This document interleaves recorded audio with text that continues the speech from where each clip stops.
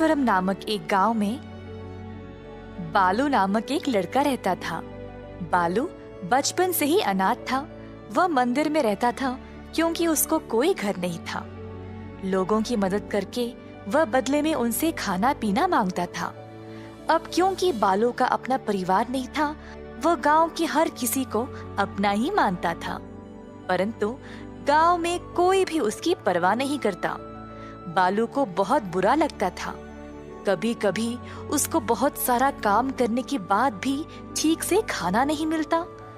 बालू हमेशा बड़े बड़े सपने देखा करता था। मंदिर में बैठे बैठे बालू सोच रहा था कि वह अपने सपनों को पूरा कैसा करेगा, जब उसने मंदिर के पंडित को बचा हुआ दान चोरी छुपे चुराते हुए देखा और घर की ओर निकलने लगा। पंडित ने बालू से कहा, हे बालू, आज का प्रसाद भी खत्म हो गया है। तुम इसी का इंतजार कर रहे थे ना? पर नहीं है तो पानी पी लो और सो जाओ, और हाँ, मंदिर पे नजर रखना। पंडित जी, क्या आपकी कोई इच्छाएं हैं? ऐसा क्यों पूछ रहे हो? तुम मेरी इच्छा पूरी करोगे क्या? जब आपकी कोई इच्छाएं हैं तो आप किसको पूछते हो? देवी माँ के अलावा और कौन है? तो जो मांगे वो पूरा कर देती है क्या? जब तक देवी माँ सामने प्रकट नहीं हो जाती, तब तक तुम दिल से प्रार्थना करते रहना, फिर वो तुम्हारी इच्छाएं पूरी करेगी। चलो, मुझे अब देर हो रही है, मुझे जाना है। ऐसा कहकर पंडित चला गया। बालू खड़ा हुआ और देवी माँ की मूर्ति के पास गया।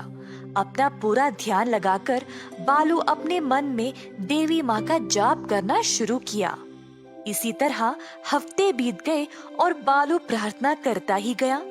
एक रात बालू जब प्रार्थना कर रहा था, तब बालू, तुम्हारी भक्ति से मैं प्रसन्न हुई हूँ। बोलो, क्या चाहिए तुम्हें? काफी देर तक सोचने के बाद बालू ने कहा, देवी माँ, मुझे ये वरदान दो कि मैं जो भी छूऊं वो सोने में बदल जाए। अच्छा, अवश्य। बालू को यह वरदान मिलते ही उसने मंदिर को छुआ और पूरा मंदिर सोने में बदल गया।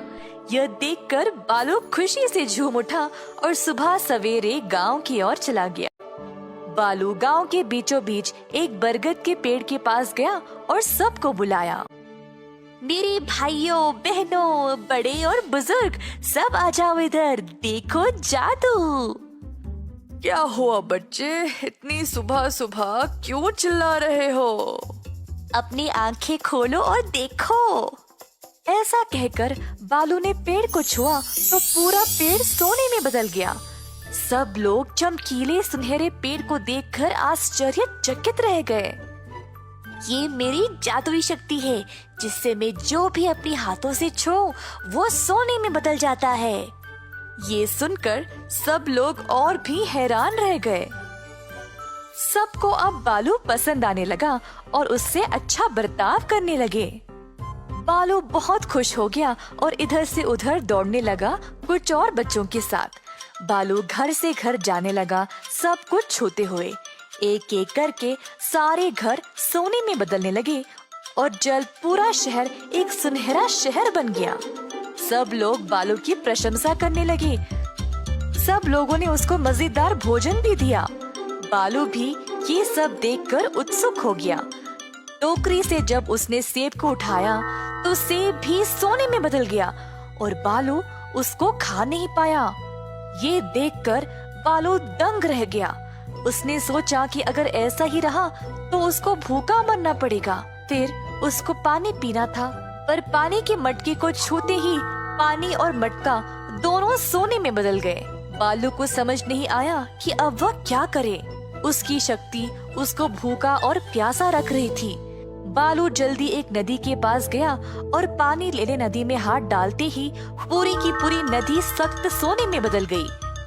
जल्द गांव के सभी लोगों ने देखा कि कहीं भी पानी ही नहीं है और सब कुछ सोने में बदल गया, तो वो परेशान होकर बालू के पास दौड़ते हुए आए। तुमने ये क्या किया बालू? तुमने सारे पानी को सोने में बदल डाला। अब हमारे पास पीने के लिए कुछ नहीं है। हम कैसे जीवित रहेंगे? तुमने सारे गांव को नष्ट कर दिया।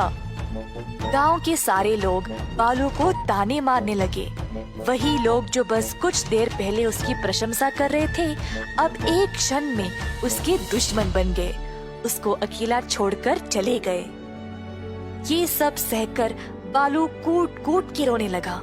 बालू को इतना दुखी और परेशान देखकर देवी माँ फिर से उसके सामने प्रकट हुई। क्या अब तुमने देख लिया कि तुम्हारी इच्छा का परिणाम क्या हुआ? तुमने कुछ सीखा या नहीं? देवी माँ, मैं बचपन से अकेला हूँ, तो मैंने इस गांव को ही अपना माना था। मुझे लगा अगर मेरे पास ऐसी कोई शक्ति होगी तो सब लोग मुझे पसंद करेंगे और मेरे साथ रहना चाहेंगे। मेरा और कोई इरादा नहीं था। ठीक है बालू, मैं इस वरदान को वापस ले लूंगी और सब कुछ पहले जैसा कर दूंगी। ऐसा कहकर देवी माँ ने सब कुछ ठीक कर दिया और बालू को आशीर्वाद दिया कि वह हमेशा स्वस्थ रहे और गांव के सभी लोग उसको प्यार करें और उसका अच्छे से ख्याल रखें। इस कहानी से हम ये सीखते हैं कि जो भी अपनी बुद्धि का उपयोग नहीं करेगा वो कभी कुछ नहीं पा सकता, पर जो सोच समझकर काम करता है वो दुनिया की किसी भी बाधा को आसानी से पार कर सकता है।